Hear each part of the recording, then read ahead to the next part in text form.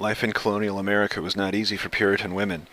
They faced many restrictions and lived difficult lives. As children, Puritan women were expected to obey their fathers. As women, they were expected to obey their husbands. Gaining an education was not part of the average Puritan woman's life. This is because there was no need for an education. Learning to read was usually the extent of their education, and even then, women learned to read only for the purpose of reading the Bible. A few women did learn how to write, and through their writings, historians were able to account for what life was like for Puritan women. For many of the women, their quality of life depended on the husbands their fathers chose for them. Some husbands respected and adored their wives. Other husbands viewed their wives as little more than servants. The pressure to marry and raise a family was common for Puritans, especially for the women. Women were often married by the time they were 13 or 14.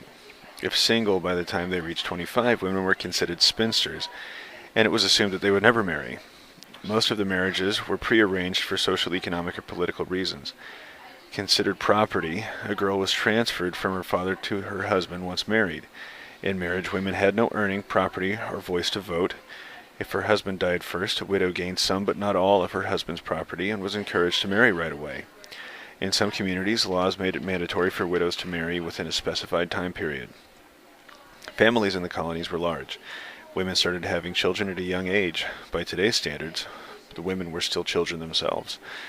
Most women gave birth to 8 or more children. Because medicine was not what it is today, it was not uncommon for women to die during childbirth. In general, the women died young. Every moment of a woman's day centered around taking care of her family. Women were responsible for caring for children, sewing, cleaning, catering to their husbands' needs, working the farms, and making meals. In preparation for winter, women spent countless hours making candles.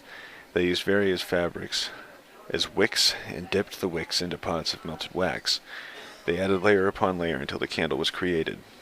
For entertainment, the women gathered together for a quilting bee. One member of the community hosted the event. It started early in the day while the men went to work. The women spent all day quilting and talking.